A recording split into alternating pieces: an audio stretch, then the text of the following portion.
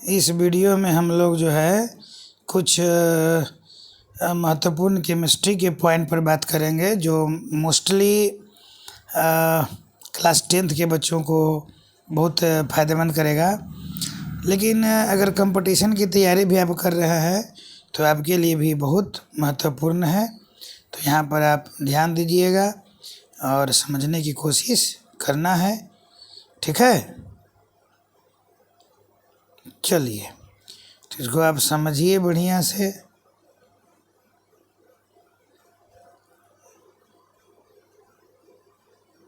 चलिए, तो देखिए यहाँ पर जो पहला क्वेश्चन है हम लोग का, पहला क्वेश्चन है कि निम्नलिखित में से कौन एक अम्ल है। तो याद रखिए इसमें चारों जो ऑप्शन दिया हुआ है उसमें HNO3 एक अम्ल है। फिर देखिए निम्नलिखित में से कौन भस्म नहीं है। तो जानते हैं NaCl क्या है, NaCl एक साल्ट है। तो NaCl जो है एक सॉल्ट है। चलिए ठीक है, अब आगे देखिए निम्नलिखित में से कौन लवण है। तो NaCl क्या है, एक लवण है। क्लियर। चलिए अब देखते हैं आगे अगला जो क्वेश्चन है, निम्नांकित में किसमें अम्ल के गुण नहीं होते हैं। माने अम्ल के गुण कौन नहीं है, ठीक है। जो लाल लिटमस पत्र, जानते हैं अम्ल जो होता है वह क्या करता है कि जो नीला है ना, नीला को लाल करता है। तो अम्ल है जो क्या करता है, नीला को लाल करता है। तो यहाँ पर देखिए ये क्या कह रहा है, लाल लिटमस को नीला करता है। तो ये वाला जो हमारा ऑप्शन है ये गलत है, यानी यह अम्ल का गुण नहीं है। बाकी जो है सब अम्ल का गुण है, ठीक है ना। चलिए बाकी जो है वो सब अम्ल का गुण है। चलिए आगे देखते हैं हम लोग कि जल में घुलनशील भस्म क्या कहलाते हैं। तो जो जल में घुलनशील भस्म है वो क्षार कहलाते हैं। कार्बन डाइऑक्साइड जल से भी क्रिया कर क्या बनाता है, तो कार्बोनिक अम्ल बनाता है, ठीक है ना। एसेटिक अम्ल दुर्बल अम्ल है क्योंकि, अब बताइए एसेटिक अम्ल जो है एक दुर्बल अम्ल है। तो दुर्बल अम्ल कौन होता है, जिसका पूर्णतः आयनन नहीं होता है, ठीक है ना। तो जो आंशिक रूप से आयनित होता है वह दुर्बल अम्ल है। तो याद रखिए एसेटिक अम्ल एक दुर्बल अम्ल है क्योंकि इसका आयनन पूर्णतः नहीं होता है। निम्नांकित में से कौन प्रबल भस्म है। तो NaOH जो है एक प्रबल भस्म है। NaOH और KOH जो है ये क्या है, प्रबल भस्म होते हैं। NaOH और KOH जो है वह प्रबल भस्म होते हैं, यानी कि बेस होते हैं। और बाकी जो क्षार होते हैं यानी भस्म होते हैं वो दुर्बल होते हैं। इसको अब याद रखिए, बहुत काम का चीज़ है ये, ठीक है ना। NaOH को कास्टिक सोडा भी बोलते हैं, KOH को कास्टिक पोटास बोलते हैं। अब यहाँ देखिए निम्नलिखित किस लवण में रवा जल नहीं है। रवा जल का मतलब हुआ कि जिसमें जल के अणु है। तो बताए नीला थोथा का सूत्र होता है CuSO4। CuSO4 नीला थोथा का जो सूत्र होता है वो होता है CuSO4। अब समझिए, तो CuSO4 और 5H2O, तो यहाँ होता है CuSO4 and 5H2। अब बताइए इसमें रवा जल है, वेरी गुड है। अब है बेकिंग सोडा। बेकिंग सोडा का सूत्र होता है NaHCO3, यानी इसमें रवा जल नहीं है। जिप्सम में भी जानते हैं कि जिप्सम का जो सूत्र होता है वो होता है CaSO4 और इसमें जल का जो होता है जिप्सम है, ठीक है ना। जिप्सम में जल का 2 अणु होता है 2H2O। तो सब में रवा जल है, ठीक है। लेकिन हम लोग देख रहे हैं कि भाई बेकिंग सोडा में रवा जल नहीं होता है, ठीक है। चलिए नेक्स्ट क्वेश्चन पे आते हैं। निम्नांकित में कौन अम्लीय ऑक्साइड है। तो जानते हैं जो अधातु का ऑक्साइड होता है वह अम्लीय होता है। तो सल्फर डाइऑक्साइड जो है अम्लीय ऑक्साइड है। निम्नलिखित में कौन भास्मिक ऑक्साइड है? जानते हैं जो धातु का ऑक्साइड होता है वो भास्मिक ऑक्साइड होता है। अगला, सोडियम सल्फेट का जलीय विलयन। तो सोडियम सल्फेट, देखिए सोडियम सल्फेट जो है क्या है, Na2SO4। तो इसका जो भैया धान आयन है ये है परबल क्षार से आया हुआ NaOH से, और इसका जो ऋण आयन है वो आया है H2SO4 से। यानी कि ये परवल क्षार और परवल अम्ल से बना है, इसीलिए उदासीन है। ठीक है, तो याद रखिएगा कि यह सोडियम जो है, ध्यान से, कि सोडियम सल्फेट एक उदासीन लवण है, यानी उदासीन विलयन है। ठीक ना। आर्हेनियस अम्ल जलीय विलयन में क्या देता है? H+ ion. इसको तो याद रखना है। आर्हेनियस अम्ल जलीय विलयन में H+ आयन देता है। निम्नांकित में किस अवस्था में एसिटिक अम्ल विद्युत का संचालन करता है? तो एसिटिक अम्ल जल में हाइड्रोजन आयन में टूटता है, इसीलिए विद्युत का संचालन करता है। जलीय विलयन में एसिटिक अम्ल का आयनन, तो जानते हैं एसिटिक अम्ल क्या है? एक कमज़ोर अम्ल है, और जो कमज़ोर अम्ल होता है, दुर्बल अम्ल होता है, उसका आयनन आंशिक होता है, वो पूर्णतः आयनन नहीं होगा, आंशिक आयनन होगा। चलिए, वेरी गुड है। आगे देखिए, अगला है, एक जलीय विलयन लाल लिटमस पत्र को नीला करता है। इस विलयन में निम्नलिखित में किसे अधिक मात्रा में मिलाया जाए कि विलयन नीले लिटमस पत्र को लाल कर दे? अब नीले को लाल कौन करेगा भाई? तो आप देखेंगे नीले को लाल कौन करेगा? जो अम्ल होगा। तो आप अम्ल की पर्याप्त मात्रा मिला दीजिए, ढेर सारी मात्रा मिला दीजिए, तो क्या करेगा? नीले लिटमस पत्र को लाल कर देगा। चलिए, अब देखिए हाइड्रोनियम आयन। जानते हैं कि हाइड्रोनियम आयन जो है H3O+, नहीं तो H5O+, H7O+, इस पैटर्न पर जो है वो हाइड्रोनियम आयन होता है। तो इसमें हाइड्रोनियम आयन आप देख रहे हैं कि इसमें हाइड्रोनियम आयन कौन है?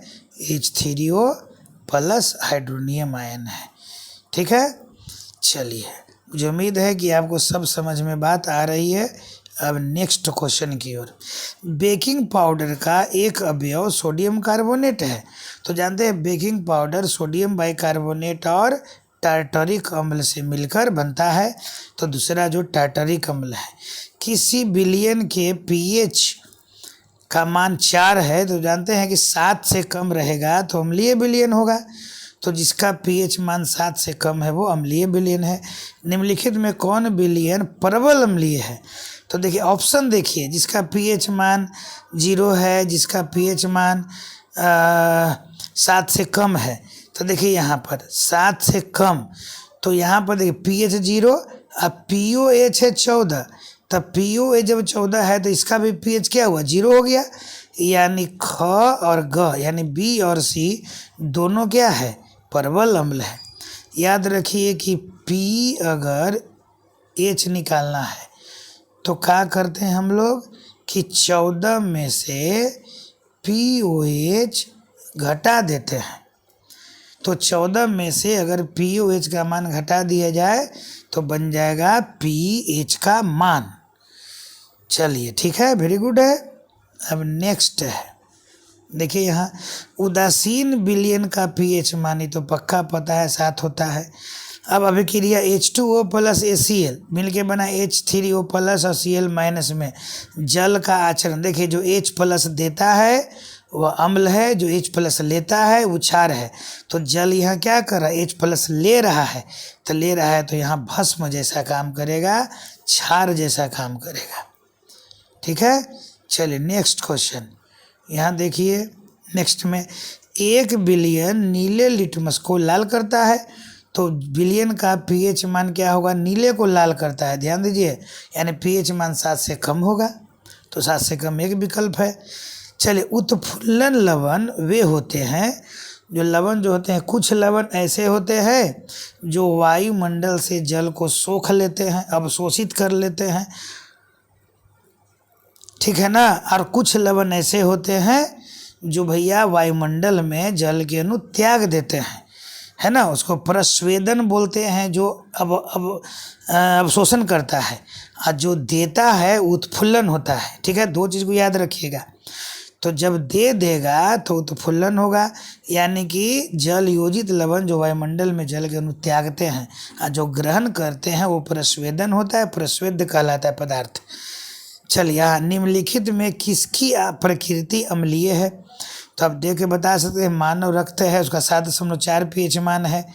यहाँ देखिए चूना जल है जो क्षारीय है।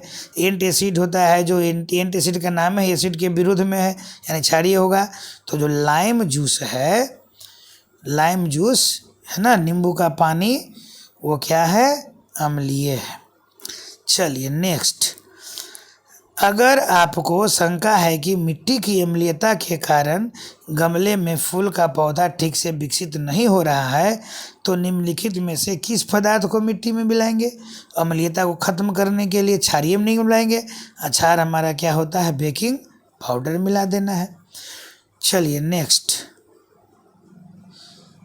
देखिए यहाँ कि नींबू के खट्टा स्वाद को खत्म करने के लिए निम्नलिखित में किसका उपयोग सबसे अधिक माने उपयुक्त होगा? तो एक पदार्थ भाई नींबू का खट्टा, यानी pH मान 7 से कम है, तो स्वाभाविक है कि उसको मिलाएंगे जिसका pH मान 7 से ज़्यादा है, क्षारीय है। तो बताइए किसको मिलाएंगे? जिसका pH मान 7 से ज़्यादा है, क्षारीय वाला मिलाएंगे। चलिए अब देखिए, अब कुछ क्वेश्चन है खाली स्थान को भरना, ठीक ना। समझिए, अम्ल जलीय विलयन में क्या करता है कि H+ आयन त्यागता है, H+ आयन त्यागता है, और जो हमारा, चलिए फिर से देख लीजिए यहाँ पर कि अम्ल जो है, अम्ल जलीय विलयन में H+ आयन त्यागता है, और जो क्षार होता है वो जलीय विलयन में OH- त्यागता है। इसको याद रखना है। तो इसमें पहला में अम्ल जलीय विलयन में H+ आयन देता है, और भस्म क्या करता है? OH- देता है, ठीक है। चलिए अब नेक्स्ट है यहाँ पर हम लोग का कि हाइड्रोजन आयन जल के अणुओं के साथ जुड़कर आयन का निर्माण करता है। तो जल के अणुओं के साथ जुड़ के, अभी मैंने बोला, ये हाइड्रोनियम आयन बनाएगा, है ना। तो क्या करता है कि जल के अणुओं के साथ जुड़ के हाइड्रोनियम आयन बनाता है। अम्ल तथा भस्म की अभिक्रिया से लवण और जल बनते हैं। याद रखिएगा, अम्ल और भस्म की अभिक्रिया से लवण और जल बनते हैं। जल में घुले भस्म को क्षार कहते हैं। जल में घुले भस्म को क्या कहते हैं? क्षार कहते हैं, ठीक ना। 6 से 8% एसिटिक अम्ल को हम लोग क्या बोलते हैं? सिरका बोलते हैं। क्या बोलते हैं? सिरका। याद रहेगा, 6 से 8% जो हम लोग का एसिटिक अम्ल है उसको क्या नाम है? सिरका। उसको सिरका बोलते हैं। चलिए, लवण जो है H+ को छोड़कर, ध्यान देता था, OH- को छोड़कर के बने होते हैं। तो लवण बताइए किसके बने होते हैं? तो धन आयन तथा OH- को छोड़ ऋण आयन के बने होते हैं। तो लवण जो है धन आयन होते हैं, जैसे लवण ही मान लिए NaCl में, तो धन आयन और ऋण आयन के बने होते हैं, ठीक है ना। चलिए, और ऐसे भी एसिड और बेस अभिक्रिया करके लवण और जल बनाते हैं। शुद्ध जल विद्युत का चालन नहीं करते हैं, यानी विद्युत का सुचालक नहीं होता। याद रखिएगा, शुद्ध जल जो है वो विद्युत का सुचालक नहीं होगा, यानी चालन नहीं करता है, ठीक ना। अब आगे देखिए, एसिटिक अम्ल दिया हुआ है। एसिटिक अम्ल के जलीय विलयन से में विद्युत का संचालन नहीं होता है, एकदम ये बहुत कम होगा, एकदम न के बराबर, क्योंकि एसिटिक अम्ल एक दुर्बल अम्ल है, और दुर्बल अम्ल है तो H+ आयन देगा नहीं, कम देगा तो विद्युत का चालन बहुत कम होगा।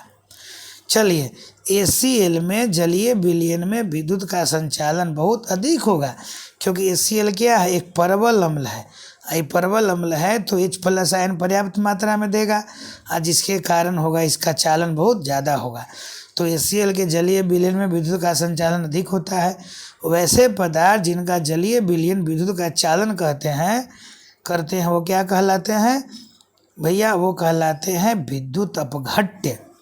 क्या कहलाते हैं? विद्युत अपघट्य कहलाते हैं। जिनका जलीय घोल विद्युत का चालन करते हैं वो कहलाते हैं विद्युत अपघट्य। उम्मीद है यह बात को समझ रहे होंगे। चलिए, वेरी गुड।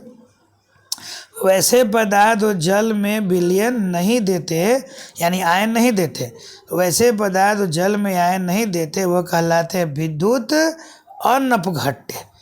वैसे पदार्थ जो विद्युत जल में आयन नहीं देते हैं वो कहलाते हैं विद्युत अनपघट्य।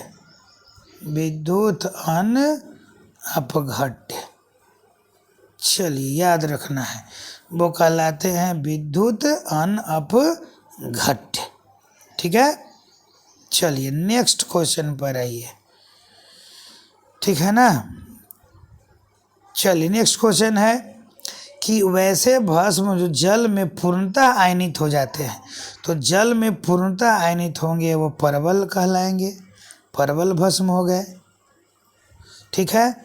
और कहता है कि जब से अम्ल जो जल में आंशिक रूप से आयनित होते हैं तो आंशिक रूप से होंगे तो वो दुर्बल कहलाएंगे, यानी वो हो जाएंगे दुर्बल अम्ल। ठीक है। आगे, शुद्ध जल का pH मान कितना होता है? 7 होता है। अब विलयन क्या होगा? उदासीन। क्या होगा? विलयन उदासीन। क्या भरा गया यहाँ? उदासीन। चलिए, ठीक ना। अब देखिए, यहाँ पर अम्लीय विलयन के pH मान जो होता है 7 से कम होता है और भास्मिक विलयन का pH मान 7 से अधिक होता है। फिर से मैं रिपीट करूँ, अम्लीय विलयन के pH मान जो होता है 7 से कम और भास्मिक विलयन का pH मान 7 से अधिक होता है। ठीक है। बेकिंग सोडा, अब यहाँ ध्यान दीजिए कि जो बेकिंग सोडा है, बेकिंग सोडा, तब बेकिंग सोडा के बारे में अभी कुछ देर पहले मैंने बताया कि यह जो है सोडियम बाइकार्बोनेट और टार्टरिक अम्ल का मिश्रण होता है। सोडियम बाइकार्बोनेट और टार्टरिक अम्ल का मिश्रण होता है। ठीक है। सक्रिय धातु अम्ल से अभिक्रिया कर लवण देता है और हाइड्रोजन गैस बनाता है। इसमें भराएगा लवण, इसमें भराएगा हाइड्रोजन गैस। क्लियर। NaHSO4, देखिए Na सब बहुत कंसेप्ट वाली चीज़ें हैं, ध्यान दीजिए। NSO4, इसमें अभी भी क्या है? एक अम्लीय हाइड्रोजन है, प्रेजेंट है। तो अम्लीय हाइड्रोजन के उपस्थिति के कारण यह क्या है? अम्लीय लवण है। तो NaHSO4 एक अम्लीय लवण है, याद रखना है। चलिए नेक्स्ट आगे बढ़ते हैं हम लोग। कुछ अब है पर सही और गलत करना। तो अल्कोहल जल में घुलकर आयन नहीं देते हैं, क्योंकि अल्कोहल जो है परवल अम्ल नहीं है ना। तो ये जल में घुलकर आयन नहीं देते हैं, यानी बात सही है। फास्फोरिक अम्ल परवल अम्ल नहीं। फास्फोरिक अम्ल यानी H3PO4 एक दुर्बल अम्ल है, यानी कि ये गलत हो गया। चलिए, एंटासिड मूलतः अम्लीय होते हैं, नहीं, चूँकि यह एसिड के विरुद्ध में दिया जाता है तो क्षारीय होता है, ये भी गलत है। आगे, गृह निर्मित सूचक अस्थायी होते हैं, सही बात है। चलिए, शुद्ध एवं शुष्क ACl गैस शुष्क नीले लिटमस पत्र को लाल करता है।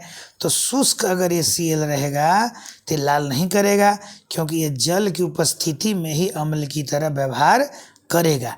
तो ACl तब तक नीले लिटमस को लाल नहीं करेगा जब तक कि पानी की उपस्थिति में न हो। ठीक है ना, शुष्क में नहीं करेगा, ये ध्यान देना है। चलिए, जल की उपस्थिति में अम्ल विद्युत के सुचालक होते हैं, अनुपस्थिति में नहीं। जल की उपस्थिति में सुचालक होंगे, क्योंकि जब तक H+ देगा नहीं तब तक सुचालक होगा नहीं। तो जल की अनुपस्थिति में सुचालक नहीं होगा, ये गलत है। विशुद्ध अम्ल में आयन नहीं पाए जाते हैं। अगर प्योर एकदम अम्ल है, जल नहीं है, तब वो आयन नहीं देगा। एकदम सही बात है, आयन नहीं पाए जाते हैं, यानी सही बात हो गया। तनु H2SO4 बनाने के लिए सांद्र H2SO4 में जल मिलाया जाता है? नहीं। तनु बनाने के लिए हम लोग क्या करते हैं कि पहले से जल रहता है, पानी रहता है, उसमें अम्ल मिलाते हैं। तब पहले से पानी है, उसमें अम्ल डालते हैं, है ना, ना कि अम्ल में पानी डालते हैं। ये ध्यान दीजिएगा, तो ये गलत है। बोरिक अम्ल एक दुर्बल अम्ल है, एकदम सही है। एसिटिक अम्ल की शक्ति हाइड्रोक्लोरिक अम्ल की तुलना में कई गुना अधिक होती है? नहीं। एसिटिक अम्ल कमज़ोर अम्ल है, दुर्बल अम्ल है, वीक एसिड है, इसीलिए ये कथन गलत है। उदासीन विलयन का pH मान 0 होता है? नहीं, 7 होता है, ये भी गलत है। और pH मान एक उच्च अम्लीयता दर्शाता है, बिल्कुल सही बात है। तो इस तरीका से आपने देखा कुछ महत्वपूर्ण जो सवाल हैं। उम्मीद है आपको बहुत पसंद आया होगा। चलिए, धन्यवाद। आप हमारे चैनल से जुड़े रहें और हमारे चैनल को सब्सक्राइब करें। ऐसे ही मैं बहुत ही मज़ेदार क्वेश्चन हर क्लास के बच्चों के लिए लेकर आता हूं और उनका प्रॉब्लम भी सोल्व करता हूं। आप भी अगर प्रॉब्लम है तो आप भी हमने कमेंट बॉक्स में जाकर बता सकते हैं कि किस टॉपिक पे आपको क्वेश्चन का सॉल्यूशन चाहिए। चलिए, धन्यवाद।